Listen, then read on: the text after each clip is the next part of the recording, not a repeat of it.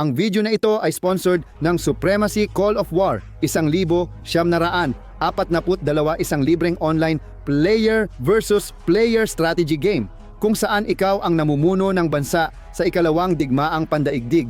Ito na ang pinakamadilim na yugto ng kasaysayan ng tao at nasa iyong mga kamay ang pagbuo ng isang makapangyarihang hukbo para ipagtanggol ang iyong bansa. Makakalaban mo ang 99 na manlalaro sa real-time na labanang tumatagal ng ilang araw o linggo. Isang pagsubok ng estratehiya, tiyaga at taktikal na katalinuhan.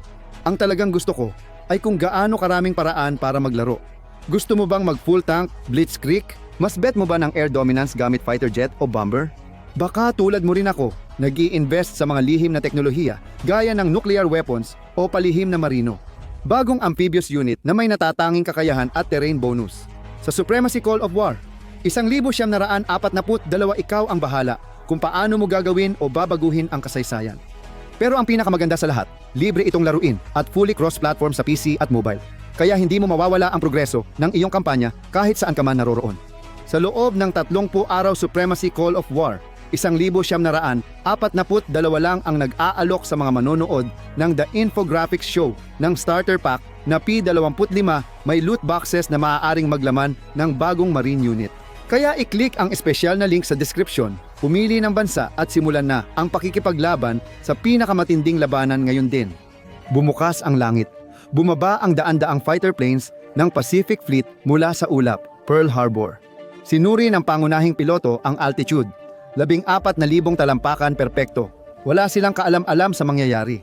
Naramdaman niya ang malamig na kaba at nagbigay ng senya sa esquadron, umiral ang pagsasanay. Walang takot o pag-aatubili, target lang ang mahalaga. Itinulak niya ang kontrol at umatungal ang makina. Nagsimula ang pangangaso 6-15 Disyembre 7, 1,941. Nasa flight deck ng Akagi, si Petty Officer Hiroshi Tanaka, malayo sa ibaba ng mga ulap. Masakit, magaspang, at namumula ang kanyang kamay dahil sa umagang pagsisecure ng eroplano, paghila ng chock at pag-check ng linya ng gasolina. Kumaway siya habang lumilipad ang huling Zero Fighter. Alam niyang magbabago na ang kapalaran ng bansa. At ngayon, katahimikan na ang bumalot, naglalakad-lakad si Tanaka pabalik-balik, hindi mapakali. Si Admiral Nagumo, ang komander ng hukbong dagat, ang nagbigay ng utos na maglunsad ng atake sa bukang liwayway nang walang pag-aalinlangan. Alam ni Tanaka at ng lahat sa barko ang panganib. Kapag nadiskubre sila ng mga Amerikano, tapos sila. Wala nang eroplano ang Akaki para depensa. Kapag lumitaw ang Amerikanong submarino, siguradong tatamaan sila ng torpedo. Kapag nakita sila ng scout na eroplano ng Amerika, susunod ang mga bomber para silang target sa gitna ng dagat. Pinakamahirap ang maghintay. Alas 7 ng umaga, malalim sa karagatang Pasipiko, si Kazuro Sakamaki ay nasa loob ng metal na tubo, ang HA-11, isang maliit na submarino.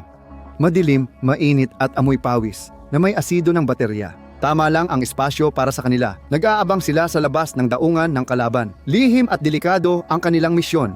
Ilang oras na ang nakalipas mula nang sila ay maglayag mula sa isang pangunahing submarino. May simpleng utos sila. Palihim na pumasok sa daungan, maghintay na magsimula ang pag-atake mula sa himpapawid at pagkatapos ay torpedohin ang anumang barkong susubok tumakas. Madaling pakinggan sa papel pero sa totoong buhay ay isa itong bangungot. Tinapik niya ang salamin ng kanyang kumpas at nagsimulang umikot ang karayom. Naramdaman ni Sakamaki ang biglang pag-atake ng takot. Kung wala siyang kumpas, bulag siya. Wala siyang paraan para makita kung saan siya papunta. Maaari niyang gamitin ang periskop, pero maaaring mapansin siya ng mga Amerikano. Wala na siyang ibang magagawa. Dahan-dahan niyang tinaas ang periskop at sumilip, pero malabo at wala siyang nakita. Nagkakagulo, sira ang gyro compass at periskop, at palutang ang submarino. Ramdam ni Sakamaki ang bigat ng bansa. Nagsulat siya ng liham sa pamilya at nag-iwan ng hibla ng buhok. Dapat sana ay nag-alay siya ng buhay bilang bayani ngayon. Tinawag silang espesyal na unit ng pag-atake ng hukbong dagat. Pero sa totoo lang, unit ito na walang balikan. Tinanggap niya na gusto niyang ibigay ang lahat para sa emperador. Pero ang mabigo dahil lang sa sira-sirang kumpas, hindi iyon marangal, nakakahiya iyon. Biglang may malakas na tunog ng bakal na umalingaw-ngaw sa katawan ng submarino. Nayanig ang submarino. Tumama sila sa bahura at naipit ang submarino. Inutusan ni Sakamaki na mag-full reverse. Umingay ang makinang dikuryente at kumalat ang amoy ng nasusunog na goma. Lumabas ang puting usok mula sa mga baterya at lumapot ang hangin kaya nahirapan silang huminga. Umubo si Sakamaki at namumugto ang mga mata. Hindi pa niya kalaban ang mga Amerikano, kundi ang sariling barko. 7:49 ng umaga. Nawala ang mga ulap at napapikit si Teniente Komandante Fuchita sa tindi ng sikat ng araw. Lumitaw ang isla ng Oahu. Luntian, masagana at maganda ito, parang paraiso, at natutulog pa. Sinuri ni Fuchita ang lupa para sa mga eroplanong pandigma. Ngunit walang laman ang langit at tahimik ang lupa. Walang kaalam-alam ang mga Amerikano. Tumingin siya sa kabila ng daungan. Nandoon ang mga barkong pandigma, nakahanay ng maayos, dalawa-dalawa. Ipinagmamalaki ng Amerika ang Arizona, Oklahoma at West Virginia. Matinding pananabik ang naramdaman ni Fujita. Ito na ang sandaling magbabago ang kasaysayan. Kinuha niya ang radyo at pinindot, "Tora, Tora, Tora." Ibig sabihin ng code ay nagtagumpay ang sorpresa. Matatag ang boses niya, pero kabado siya sa loob. Masaya siya, takot, at sabik ng sabay-sabay. Pumutok siya ng isang asul na flare mula sa kanyang baril bilang hudyat ng pag-atake. Sa likod niya, naghiwa-hiwalay ang formasyon, sumisid ang mga bomber, bumaba ang mga eroplanong may torpedo at umakyat ang mga fighter. Inaatake na sila. 7:55 AM. Pinanood ni Teniente Shibata ang flare na hudyat ng pag-atake at sumigaw siya. Lumilipad sa ICD-3A, inayos ng 26 anyos na pinunong si Shibata ang guwantes at sinilip ang mga gauge sa likod. Sumunod pa ang 9 na eroplano, halos 3 talampakan lang ang agwat, sabay lumilipad. Tumingin pababa si Shibata. Palaki ng palaki ang mga barko, palapit ng palapit. Pinili niya ang kanyang target, isang malaking barkong pandigma. Hindi pa niya alam ang pangalan nito. Ang alam lang niya, ito ay kalaban. Itinulak niya ang kontrol pasulong at tumagilid ang eroplano. Nakaturo ang ilong nito pababa, diretso sa tubig. Hinila siya ng grabidad, itinulak siya pabalik sa kanyang upuan habang bumibigat ang G-forces. At sumisigaw ang mga makina habang bumibilis ang eroplano. Umugong ang hangin sa labas habang mabilis bumaba ang altimeter. 14,000, 6,000, 3,000 talampakan. Sumalubong sa kanya ang barko. Nakita niya ang mga deck, baril at mga taong nagpapanik pero huli na. Pinikit ni Shibata ang mga mata at inasinta ang target. Kailangang perpekto siya. Halos 1,800 libra ang bigat ng bomba. Kailangan niyang ihulog ito sa eksaktong 2,000 at 500 talampakan, hindi sobra o kulang. Kung magkamali siya, bigo ang bansa niya ng 2,000 at 500 talampakan, hinila niya ang lever at gumalaw ang eroplano nang bumagsak ang bomba. Dumating na ang mahirap, ang pag-angat. Hinila niya ng todo ang manibela gamit ang 2 kamay. Dahil sa lakas, umungol ang eroplano, yumuko ang mga pakpak at dinurog siya ng G-forces hanggang pumusyaw ang lahat. Sa isang saglit, halos sumayad siya. Mga 50 talampakan na lang ang taas mula sa tubig. Nakipaglaban siya sa mga kontrol, desperadong pinipilit na tumaas ang eroplano. Isang malakas na pagsabog ang bumasag sa hangin. Tinamaan siya ng shockwave at nanginig ang eroplano. Sinubukan niyang kontrolin ito. Nagmamakaawang manatili sa ere. Naglakas loob si Shibata na lumingon sa likod niya. Isang ulap ng itim na usok ang tumataas mula sa barko. Nilalamon ng apoy ang deck. Isang direktang tama. Biglang sumiklab ang tuwa kay Shibata. Nagawa niyang magbigay ng dagok para sa imperyo. Biglang sumiklab ang kaguluhan nang lumitaw ang itim na usok at mga pagsabog mula sa anti-aircraft sa paligid niya sa ere. Gumanti ng putok ang mga Amerikano sa kaliwa niya. Nakita niyang may eroplano mula sa eskwadron na umusok, gumulong at bumagsak sa tubig. Habang pinaalon, tumigil ang tibok ng puso ni Shibata. Puno ng tracer at pagsabog ang langit. Nasusunog ang mga barko, pero namamatay ang mga kaibigan niya. Isa itong bagyo ng apoy at dugo, 8:00 ng umaga. Hinawakan ni Navigator Takeshi Maita ang hininga niya habang sumisid ang Nakajima Biliman torpedo bomber. Lumipad ng mababa sa alon, biglang lumiko ang piloto. Halos sumayad ang pakpak sa tubig. Dapat nasa 30 talampakan lang ang taas. Kung masyado silang mataas, mababasag ang torpedo kapag tumama ito sa tubig. Kung masyado namang mababa, sila ay magka-crash. Lumilipad sila patungong United States Ship West Virginia, isang dambuhalang kulay abong bakal na pader. Naisip ni Maita ang ama niyang nagtulak sa kanya sa Navy, kahit gusto niyang maging artista. Hindi kailangan ng imperyo ang mga artista, kundi mga mandirigma. Kaya naging navigator siya. 6 na buwang nagsanay sila sa isang espesyal na look sa Hapon para matutong maghulog ng torpedo sa mababaw na tubig. Tulad sa Pearl Harbor, nilagyan nila ng kahoy na palikpik ang mga torpedo para hindi lumubog sa putik. Diretso silang lumilipad papunta sa barko, kaya naging madali silang target. Nakita ni Maita ang kidlat sa deck ng barko, mga machine gun at mga butas sa eroplano dahil sa tama ng bala, kaya pumasok ang sikat ng araw. Napakislot si Maita, pilit pinalalakas ang loob. 2,400 talampakan pinindot ng piloto ang release. Umuga ang eroplano nang bumagsak ang torpedo. Pinanood iyon ni Maita at nagdasal. Nag-iwan ng puting bakas ang torpedo sa likod nito, dumiretso at tumpak na tumatakbo, papunta mismo sa gilid ng West Virginia. Yumanig ang paligid sa biglang malakas na pagsabog. Sumirit pa itaas ang malaking haligi ng tubig, kasabay ng langis. Umungol at yumuko ang bakal habang nanginig at tumagilid ang barko. Agad din naputol ang kasiyahan. Napansin ni Maita sa kanan niya ang nagliliyab na torpedo bomber. Naputol ang pakpak at bumagsak ito sa dagat, sumabog pagdampi. Isa na namang kabiguan, isa na namang kaluluwang nawala. Yumanig ang eroplano ni Maita nang umubo ang makina at nasira. Nakipaglaban ang piloto sa manibela. Lumiko ang eroplano palayo sa daungan para sa 300 milyang paglipad pabalik sa carrier sa gitna ng karagatan na may sira ang makina at walang radyo. Tiningnan ni Maita ang mapa at kinuha ang lapis. Kailangan niyang gumamit ng dead reckoning para hulaan ang hangin at bilis. Pag nagkamali siya ng kalkula, mauubusan sila ng gasolina at mawawala sa Pacific Ocean. Ang tagumpay ng pagkakatama ay napalitan ng takot sa pagbabalik. 8:15 ng umaga, umiikot sa taas si Teniente Komandante Fuchita. Nakita niya ang nasusunog na daungan, usok at mga torpedo bomber na gumaganap ng tungkulin. Pero dito sa taas, wala. Naghihintay siya ng mga Amerikanong fighter, pero lahat sila ay nawasak sa lupa. Si Harada ay napili mula sa 1,000 at 500 trainees na 26 lang ang pumasa. Dalubhasa siya sa himpapawid at naisubukan ang sarili sa laban. Buntis ang kanyang asawa. Nagpaalam siya sa asawa sa bahay na walang emosyon dahil ang luha ay para sa mahihina at sinabing babalik siyang may dangal. Pinangatuwiranan niya ang pag-atake dahil mayabang ang mga Amerikano at iniisip nilang di kayang lumipad ng mga Hapones. Nakita niya ang bomber na tinamaan ng anti-aircraft fire, sumisid si Fuchita at sumigaw habang bumabagsak mula sa langit. Habang malakas ang hangin, tumingin siya sa mga anti-aircraft gun at pinindot ang gatilyo. Humugong ang mga kanyon at tracer hanggang sa nakita niyang sumabog ang isang gun pit.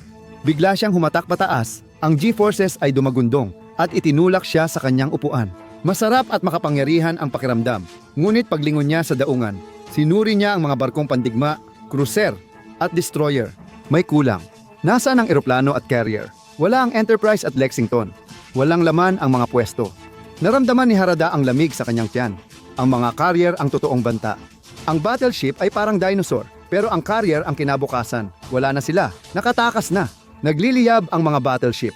Naglaho ang Arizona. Naging dambuhalang apoy na nagningning sa langit. Isang maluwalhating paggunaw. Dahil wala ang mga carrier, hindi buo ang tagumpay. Umikot ulit si Fuchita. Lumalabo na ang paligid sa makapal na usok, nagigising na ang mga Amerikano at ang langit ay puno ng itim na ulap ng pagkawasak. Kailangan niyang umiwas at magliko-liko. Tapos na ang madali. Ngayon, magulo na. 8:30 ng umaga. Matinding umuubo si Sakamaki. Naging parang silid ng gas ang maliit na submarino dahil sa sirang baterya na puno ng chlorine ang hangin na sumusunog sa lalamunan at mata at tuluyan silang nabigo. 3 beses bumangga ang submarino sa bahura at hindi sumabog ang mga torpedo dahil naipit ang mekanismo. Iisa na lang ang natitirang gawin, sirain ang submarino para hindi ito makuha ng kalaban. Gumapang si Sakamaki sa likuran, iniset ang mitya ng pampasabog at sinindihan ito. Nagmadaling umakyat si Sakamaki at ang grupo niya sa hagdan at binuksan ang hatch papalabas. Tumalon sila sa dagat kung saan humampas ang malalaking alon sa bahura. Lumangoy si Sakamaki, naghihintay sa pagsabog. Naghintay siya, pero walang nangyari. Hindi sumabog ang pampasabog, basta na lang napundi. Palutang-lutang ang submarino papunta sa dalampasigan. Mabibihag ito ng buo. Ang lihim na sandata, magiging tropeyo ng mga Amerikano. Luminga si Sakamaki. Wala na ang kasama niya, tinangay ng alon. Mag-isa at pagod na si Sakamaki. Sumuko ang kanyang katawan at inihagis siya ng alon sa buhangin. Humandusay siya roon, hingal na hingal at hindi makagalaw. Hanggang sa marinig niya ang mga boses na nagsasalita ng Ingles. Isang sundalong Amerikano na may baril ang nasa harap niya. Pumikit si Sakamaki, hiniling na sana may baril siya para matapos na ang lahat. Siya ang unang naging bilanggo ng digmaan. Lubos na napahiya habang ang mga piloto sa itaas ay itinuturing na bayani sa pagwasak ng armada. Bigo siya at buhay pa, na para sa kanya'y pinakamalaking kasalanan. Wala nang saysay ang karangalan ng misyon. Ngayon, puro kahihiyan na lang ang nararamdaman. 9:00 ng umaga. Patuloy umiikot si Teniente Komandante Fujita bilang komandante. Kailangan niyang maghintay hanggang dulo para makita ang pinsala. Ang daungan ay nagliliyab, ang Arizona ay hati at lumulubog na. Nakabaliktad ang Oklahoma, nakausli sa tubig ang ilalim na parang patay na balyena. Ang West Virginia ay nasa putikan, ang langis ay nasusunog sa tubig at naglalabas ng makapal na itim na usok na umaabot sa langit. Kinuha ni Fujita ang kanyang kamera at kumuha ng mga larawan, patunay para sa emperador. Ang unang alon ay naging perpekto, pero ang ikalawang alon ay nahihirapan. Nagising na ang mga Amerikano at nagpapaputok ang lahat ng baril ng barko. Nakita ni Fujita na nahuhulog mula sa langit ang mga eroplanong Hapones. Maaaring nawalan sila ng 20 o 30 eroplano, pero magaan na kabayaran iyon para sa pagkawasak ng United States Pacific Fleet. Pero naiisip pa rin niya ang tungkol sa mga carrier. Kinuha niya ang radyo at nagpadala ng senyas na tapos na ang pag-atake ng fleet. Pabalik sa base, pinaikot niya ang eroplano pahilaga, proud siya. Nagawa nilang imposible, naglakbay ng libu-libong milya ng palihim para mag-iwan ng makasaysayang dagok. Mapapanalunan ang digmaan para sa yaman at muling makakahinga ang Hapon. Ngunit habang lumilipad siya mula sa nagliliyab na isla, nakaramdam siya ng ginaw. Ginising at sinaktan nila ang higante pero di ito nawasak, kaya magagalit na ngayon ang higante. 10:00 ng umaga. Nasa gilid ng deck si Petty Officer Tanaka, nakatingin sa langit ng may mga tuldok na lumitaw sa abot tanaw. Nang bumalik ang mga eroplano, gininhawaan si Tanaka pero agad din siyang nag-alala habang papalapit ang mga ito. May mga eroplano na mausok, may butas sa pakpak at may nanginginig habang lumilipad. Isang bomber ang lumapag ng malakas. Tumalbog, bumagsak ang landing gear at dumulas hanggang huminto. Tumakbo si Tanaka sa unahan para tulungan ang piloto. Dumudugo ito at patay na ang gunner. Tiningnan niya ang eroplano. Punong-puno ito ng butas ng bala. Mabilis siyang nag-refuel, nag-rearm at naglinis ng debris. Nakita niyang bumaba si Teniente Komandante Shibata mula sa bomber. Matanda nang tingnan si Shibata. Puno ng uling at pagod ang mukha niya. Tumango at ngumiti siya. Nagsaya at nagyakapan ang mga tao at marinero sa deck nang mawala ang mga barkong pandigma. Pero nakita ni Tanaka na nag-uusap ang mga opisyal at si Admiral Nagumo ay nakatingin sa mga mapa. May usap-usapan tungkol sa ikatlong alon. Pwede silang bumalik at bombahin ang mga tangke ng langis at pagawaan. Kapag nasira ang mga tangke, hindi magagamit ng ilang buwan ang Amerikanong hukbong dagat. Umiling si Nagumo, takot dahil hindi niya alam ang kinaroroonan ng mga Amerikanong carrier. Kung magtagal siya roon, baka matagpuan ng Amerikanong eroplano ang hukbong dagat ng Hapon, panahon ng umuwi. Pinanood ni Tanaka habang inilalabas ang utos at lumiko ang mga barko. Hinati ng proa ng Akagi ang tubig. Naramdaman niya ang magkahalong emosyon, pagmamalaki, lungkot sa bakanteng deck at takot. Alam niyang simula pa lang ito. 12:00 ng tanghali, nakaupo si Fujita sa silid ng pagpupulong at pinupunasan ang grasa sa mukha. Abala ang mga piloto sa pagkukwento tungkol sa pagsabog ng cruiser, magasin at pag-iwas sa flak. Habang puno ng adrenaline at pakiramdam ay bayani ang iba. Tahimik namang nakaupo si Fujita, iniisip ang lohika sa lahat ng ito. Kulang sa yaman at espasyo ang Japan, kaya gumanti sila ng pigilan ng mundo. Para sa kanila, simpleng pakikipag-survive lang ito. Naalala ni Fujita ang usok na susunog na langis sa tubig at mga mukhang ipinadala niya sa kamatayan. Naisip niya kung nabali na ba ang loob ng mga Amerikano o lalo lang itong tumibay. Tiningnan niya ang kanyang mga kamay. Matatag ang mga ito. Ngayon natapos na ang pag-atake, naglayag ang Akagi sa madilim na karagatan, iniiwan ang wasak na hukbong dagat at naglalagablab na daungan. Sa kanilang harapan ay nakalatag ang isang digmaan na lalamon sa buong mundo. Ang operasyon ay mahusay sa taktika, ngunit sa estratehiya ay sugal at kakaunti pa lang ang itinaya. Salamat muli sa sponsor nating Supremacy. Call of War 1,942 libreng online player versus player strategy game tungkol sa ikalawang digmaang pandaigdig na nilalaro ng milyon-milyon sa mundo. I-click ang link sa description para makuha ang iyong starter pack na may loot box na nagkakahalaga ng 25. May bagong marine unit na available sa loob ng 30 araw. Tingnan mo kung ano ang inakala ng Japan na mangyayari matapos ang Pearl Harbor o i-click ang video na ito.